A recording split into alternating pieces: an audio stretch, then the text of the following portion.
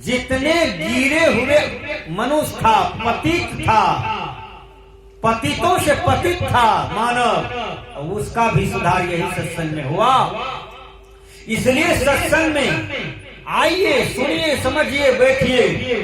रामायण में गोस्वामी तुलसीदास जी महाराज कहते हैं, बड़े भाग्य मनुष्य तन पावा, असुर दुर्लभ सदग्रंथ ही गावा। मतलब बड़े भाग से मनुष्य तन मिलता है, और यह तन के लिए देवता लोग भी ललायित है, मनुष्य तन के लिए। अब वह मनुष्य तन आपको प्राप्त है। मैं कथा कह देता हूं। एक महात्मा जी को 3 ठो बेटी था। अब तीनों बेटी देखने में खूबसूरत, एकदम दुर्गा का रूप। विचार कीजिएगा, दुर्गा का रूप। तो महात्मा जी जहां तहां जाए न, कथा में, प्रवचन में, यत्र तत्र बात छेड़ दे कि हमको 3 बेटी है, तीनों जवान है, ब्याह करेंगे। जहां जहां जात मिले ना तो छेड़ देता था बात। एक के दिन, एक के डेट में 4 कुटुंब पहुंच गया मोटरसाइकिल लेकर के। एक ठो भरगामा से, एक ठो पिठौरा से कर कुटुंब, एक ठो पहुंच गया फारबिसगंज से, एक ठो बनमनखी से। 4 कुटुंब पहुंच गया एक के दिन, एक के डेट में, एक के समय में।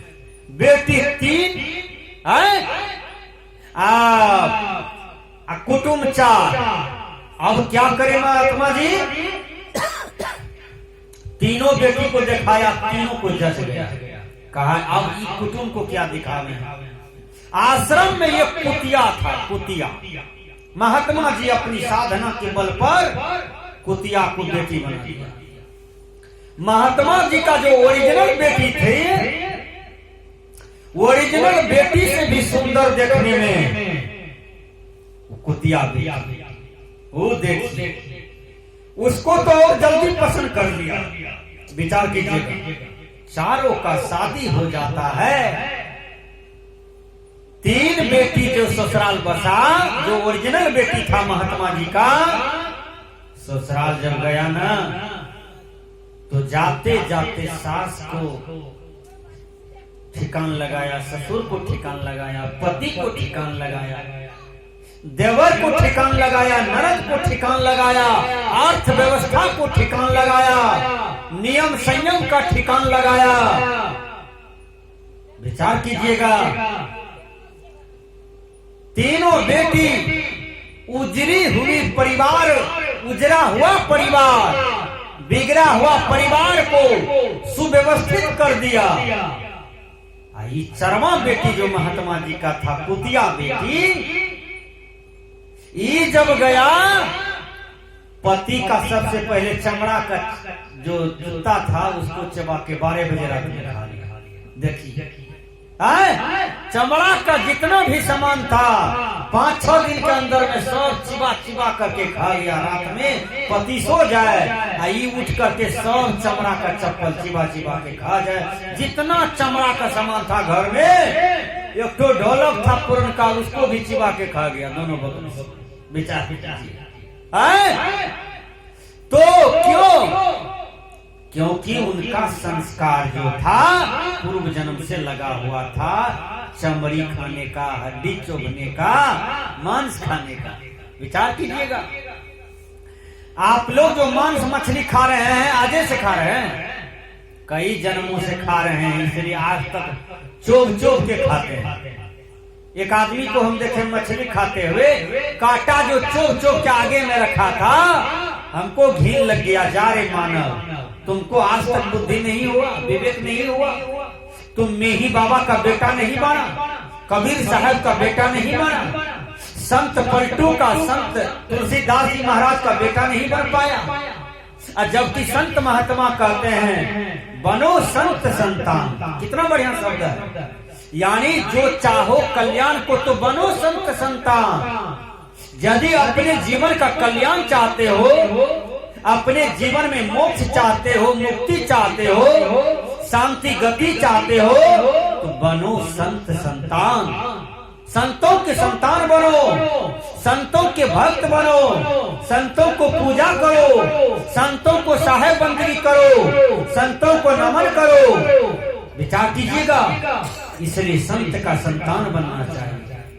आज बहुत आदमी को प्रणाम करने के लिए नहीं आता है, एक हाथ से प्रणाम करता है, एक लग्गा में है खड़ा, कुछ दूर में खड़ा है, वहीं से करता है प्रणाम बाबा। बताइए ये कौन सा प्रणाम सीखे हैं? इसी को प्रणाम करते हैं। प्रातः काल उठ के रघुनाथा, माता पिता गुरु न वही माथा। जिसको प्रणाम करने के लिए सीखना हो तो भगवान राम का रामायण देखिए।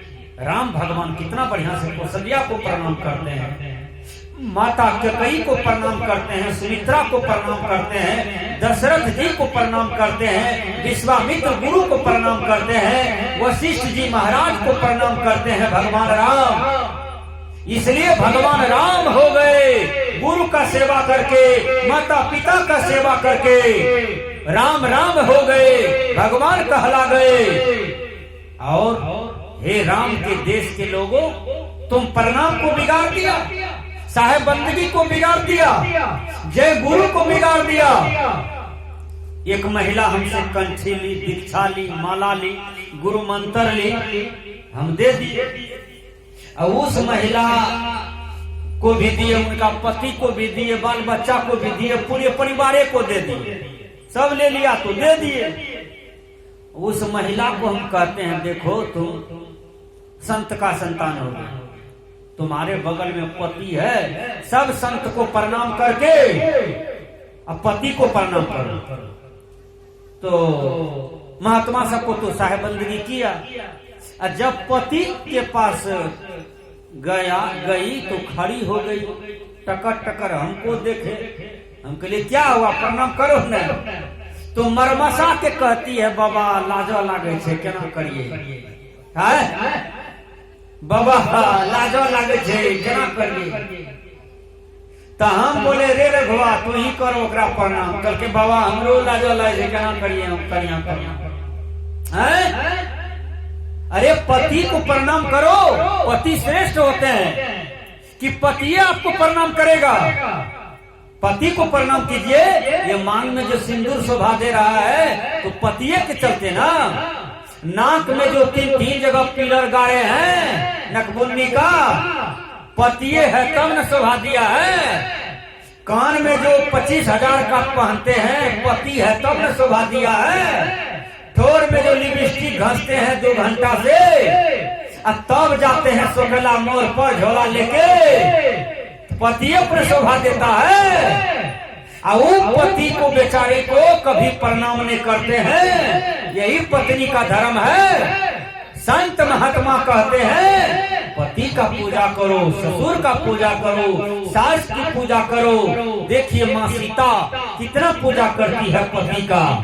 सती अनसुईया को देखिए कितना सुंदर से पूजा करती है पति का।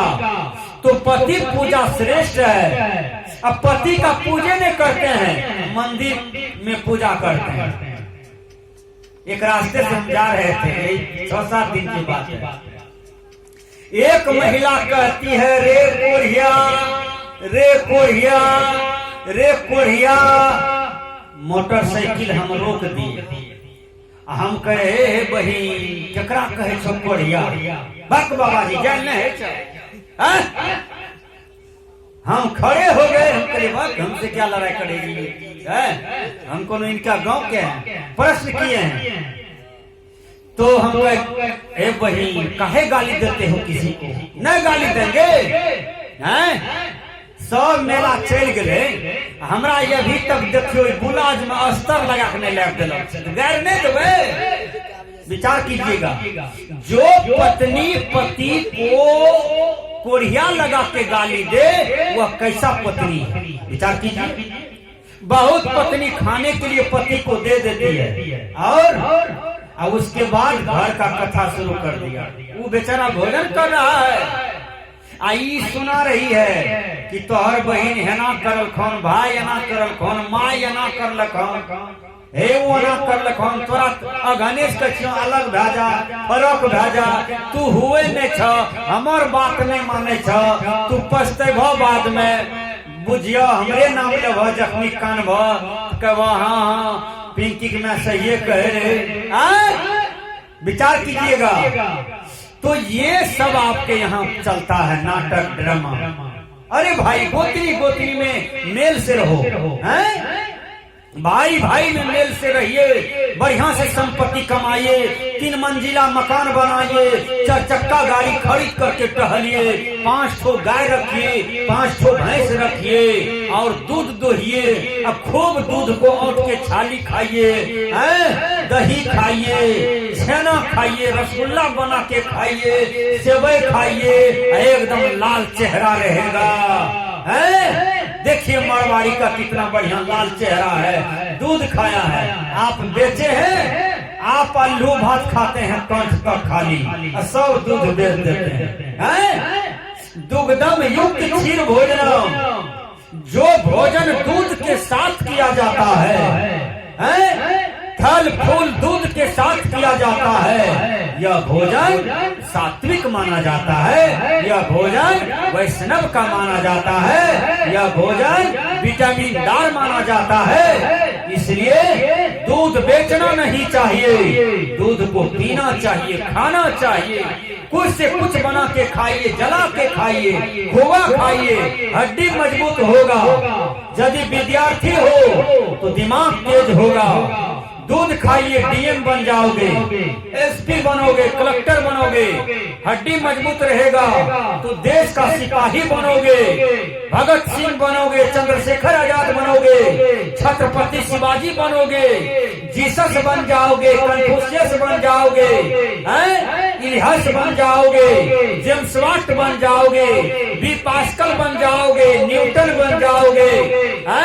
दूध में इतनी शक्ति होती है कि जो बढ़िया से विद्या का अध्ययन करेगा वो विद्वान हो जाएगा, वो साइंटिस्ट हो जाएंगे, वो देश का अद्भुत चिंतक बन जाएगा, वो देश के प्रधानमंत्री बन सकता है, देश के राष्ट्रपति बन सकता है। इसलिए सत्संग में आइए, अपने जीवन को परिवर्तन कीजिए। देखिए जब कहीं सत्संग होता है ना, विचार कीजिएगा, बड़े भाग्य पाइयो सत्संगा, बिन ही प्रयास होए भव भंगा।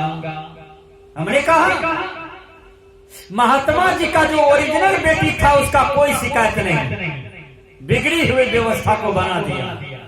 और जो डुप्लीकेट बेटी था, कुतिया बेटी, जिसको मनुष्य तन दिया, शादी कराया, ब्याह करा दिया, उसका ढेर शिकायत।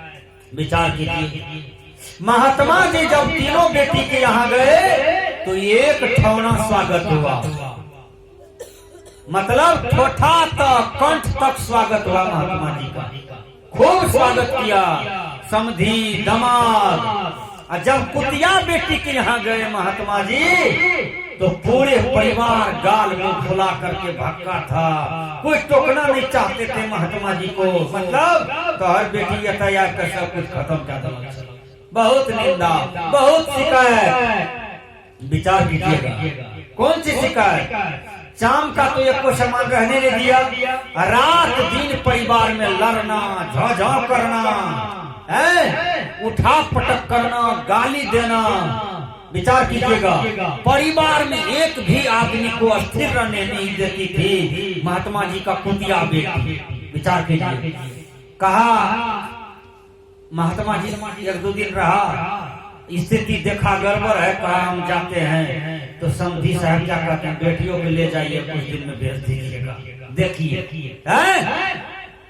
अरे बढ़िया यदि पुतहू आप है ना, घर की बढ़िया बहू है ना, तो आपको सास ससुर गल्ला पकड़ करके रोने लगेगा, हे बेटी न जा यादी रामपुर छोड़ कर, हे बेटी तू जे बहुत दिलों ने लगते, हे बेटी खैलोने जेते है बेटी।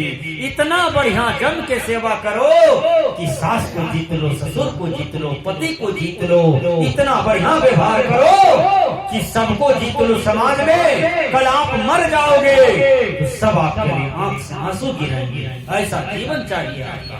तो हमने कहा कि सत्संग में अपने जीवन को बदलिए। तो कुतिया बेटी को किया महात्मा जी लेकर के चला गया, आश्रम लग गया। फिर किया महात्मा जी अपनी साधना के बल पर, तपस्या के बल पर कुतिया बेटी को पुनः कुतिया ही बना दिया। क्यों? ये परमात्मा भगवान गुरु माता पिता की कृपा से आपको मनुष्य तन मिला। लेकिन मनुष्य तन तो मिला, लेकिन यह मनुष्य तन का आप दुरुपयोग कर रहे हैं। फिर आपको परमात्मा 84 लाख जोनी में धकेल देगा। आपके कर्म आपको 84 लाख जोनी में ले जाएगा। तब आप पछताइएगा कि आहा मनुष्य तन तो पाए, लेकिन कैसा कर्म किए कि फिर आज हम गधा में आ गए, ऊंट में आ गए, बैल में आ गए, जोक चाली में आ गए, मुर्गी बटेर में आ गए। कैसा शरीर में चले आए। सज्जनों तो विचार कीजिएगा, आप मनुष्य तन पाए हैं तो 3 मंजिल के बिल्डिंग में रहते हैं, सुंदर कपड़े में रहते हैं, सुंदर भोजन खाते हैं। यह मनुष्य तन का रहनी गहनी है। जब 84 लाख जोनी में चले जाइएगा, सबसे पहले कुत्ता की बात में करता हूँ। कुत्ता को कई आदमी जैकेट सिलाता है। आदिरामपुर में दिखाइए कुत्ता के लिए जैकेट नहीं, वो पालतू कुत्ता के लिए जैकेट है, पालतू कुत्ता के लिए। लेकिन ये टोला टट्टी में जो नगर अगर बाजार बाजार में जो घूमता है कुत्ता, उसको कोई आदमी स्वेटर दिए है खरीद करके। कुत्ता के लिए सेब लाते हैं कभी कि देंगे खाने के लिए। कुत्ता के लिए संतोला, किशमिश, छोरा, बेदाना लाए हैं। कुत्ता खाली मैला खाता है या आपका पैखाना खाता है। विचार कीजिए, और वो जूठा मुठा खाता है। मनुष्य तन में है तो कितना बढ़िया खा रहे हैं। अब कहीं कुत्ता में चले गए, बाबा मिही ने कहा आवागमन सम दुख न दूजा, इसके निवारण के लिए प्रभु भक्ति करना चाहिए। हे मानव, यदि भक्ति नहीं करोगे, गुरु की सेवा नहीं करोगे, संत का सेवा नहीं करोगे, तो 84 लाख योनि में फंस जाओगे, 84 लाख योनि में गिर जाओगे। और देखो ये कुत्ता मैला खाता है, देखो ये सुगर कितना मैला खाता है, और देखिए एक गिद्ध कितना मरी को चोट से खाता है, तीर तीर के खाता है, कौवा मरी खाता है। हे मानव, कहीं तू यदि अपने कुकर्मों से कौवा में चला गया, गिद्ध में चला गया, सुगर जोड़ी में चला गया, तो तू कितना पछताओगे कि आदि रामपुर में जन्म लिए थे, मनुष्य तन में थे, तो क्या क्या नहीं सुख भोगे। याद कुकर्म के बल पर हम 84 लाख जोनी में गिर गए। विचार कीजिएगा। सतगुरु कबीर कहते हैं 84 लाख जीव जंतु में भटकी भटकी दुख पाओ, अचेतक नहीं मुग्ध नर बोरे, मोर मोर गोहराओ। विचार कीजिएगा। सदगुरु कबीर कहते हैं हे मानव चेतो, बार बार जन्मते हो मरते हो, इसी को आवागमन का चक्र कहता है। और यह दुख भयंकर दुख है। फिर 84 लाख जोनी में भ्रमण करेगा, तब परमात्मा की कृपा से, हरि की कृपा से, सदगुरु की कृपा से तुम्हें मनुष्य तन मिलेगा। तब तक में कितना देर हो जाएगा। इसलिए तुम भक्ति करो, सदगुरु कबीर कहते हैं। तो हमने कहा कि सत्संग जहाँ होता है वहाँ पर बैठना चाहिए, सुनना चाहिए, अमल करना चाहिए, जीवन में चरितार्थ करना चाहिए, गौर से सुनना चाहिए, ध्यान से सुनना चाहिए, और सारे कला को सीखना चाहिए। सत्संग ही एक ऐसा पाठशाला है जहाँ पर सारी विद्याएं प्रदान की जाती है। सत्संग एक आध्यात्मिक पाठशाला है जहाँ पर सारी विद्याएं बताई जाती है। शिष्टाचार की कला, व्यवहार की कला, जीने की कला, ये सत्संग में बताया जाता है। इसलिए सत्संग का महत्व है, इसलिए सत्संग में शक्ति होती है। एक बार की बात कह देता हूँ।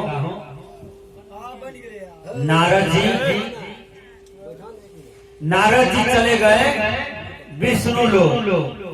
नारद जी जब विष्णु लोग गए ना, तो वहां अकेले लक्ष्मी माँ बैठल है। लक्ष्मी माँ बैठल है। तो विष्णु भगवान कहाँ गए थे जानते हैं? विष्णु भगवान सत्संग में गए थे। साप्ताहिक सत्संग चल रहा था, वहीं भगवान विष्णु चले गए थे। 7 दिन से भेष बदल करके भगवान विष्णु सत्संग सुन रहे थे।